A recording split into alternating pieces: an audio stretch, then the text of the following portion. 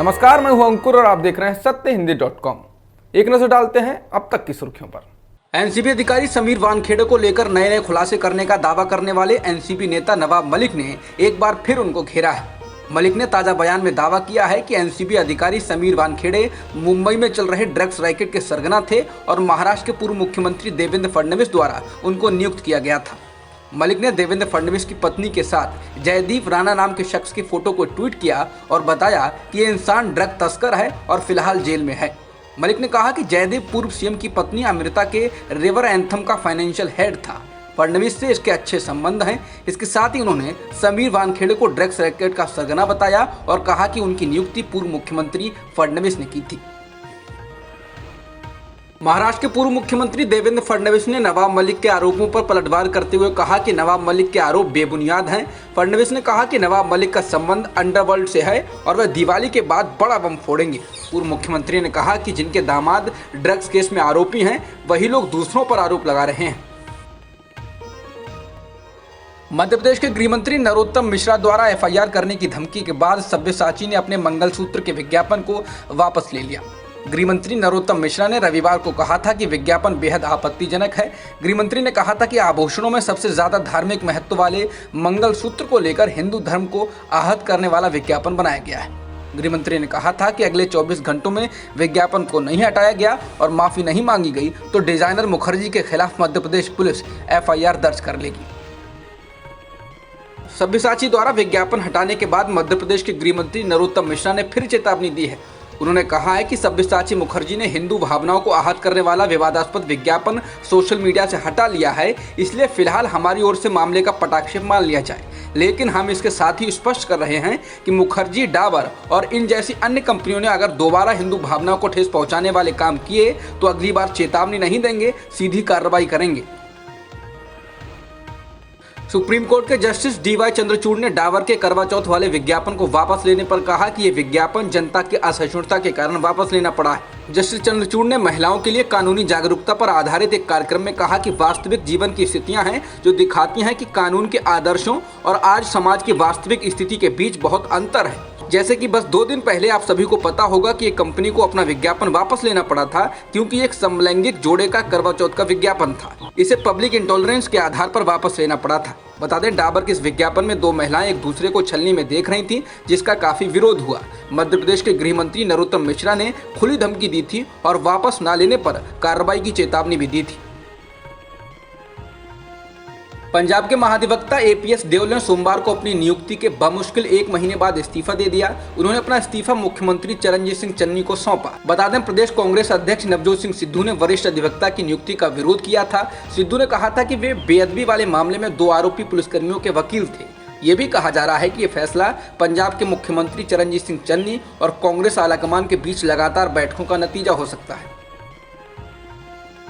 Petrol और diesel की कीमतों में लगातार 6ठे दिन बढ़ोतरी की गई है। आज पेट्रोल और डीजल की कीमतों में एक बार फिर 35 पैसे की बढ़ोतरी की गई, जिसके बाद दिल्ली में पेट्रोल की कीमत 109 रुपये 69 पैसे प्रति लीटर हो गई है और डीजल की कीमत 98 रुपये 42 पैसे प्रति लीटर हो चुकी है।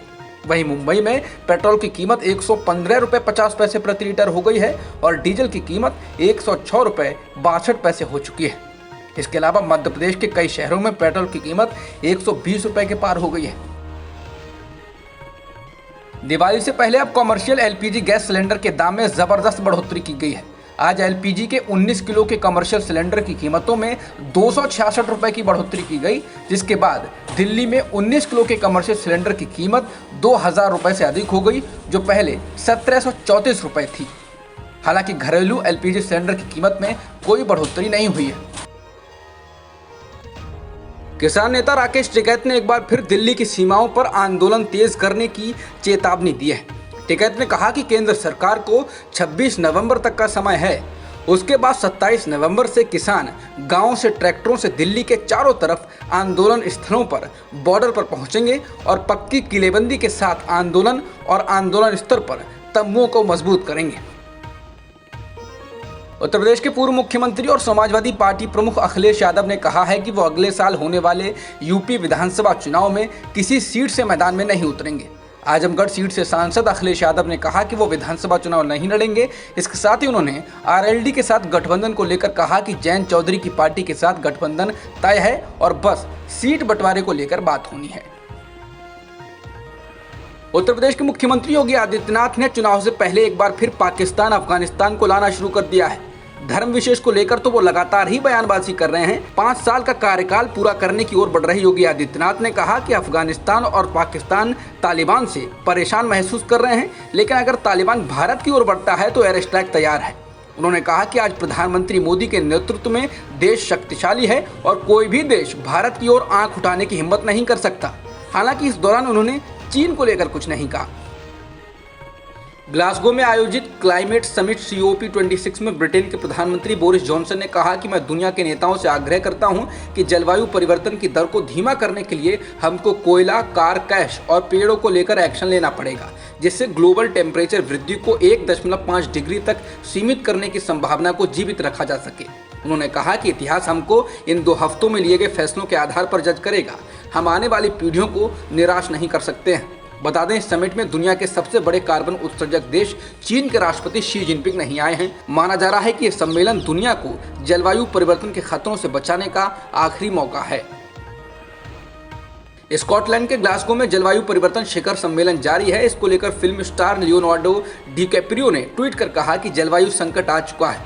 COP26 सम्मेलन लोगों और पृथ्वी की रक्षा के लिए एक महत्वपूर्ण टर्निंग पॉइंट बनना चाहिए। उन्होंने कहा कि नेताओं, दुनिया आपको देख रही है और आपको इस मौके पर खरा उतरने की उम्मीद कर रही है। हम और वक्त बर्बाद नहीं कर सकते हैं। ऑस्ट्रेलियाई सरकार ने भारत बायोटेक की कोविड-19 वैक्सीन कोवैक्सीन को यात्रा के लिए मान्यता दे दी है, जिसके बाद अब कोवैक्सीन लगाए हुए लोग ऑस्ट्रेलिया की यात्रा कर सकेंगे। पिछले महीने ऑस्ट्रेलिया ने कोविशील्ड को मान्यता दी थी। हालांकि कोवैक्सीन को अभी तक WHO ने मान्यता नहीं दी है और भारत बायोटेक से इस वैक्सीन से संबंधित और आंकड़े मांगे हैं। अब तक की खबरों में इतना ही। बाकी खबरों के लिए बने रहिए सत्यहिंदी.com के साथ। सत्य हिंदी का ऐप डाउनलोड करें गूगल प्ले स्टोर पर।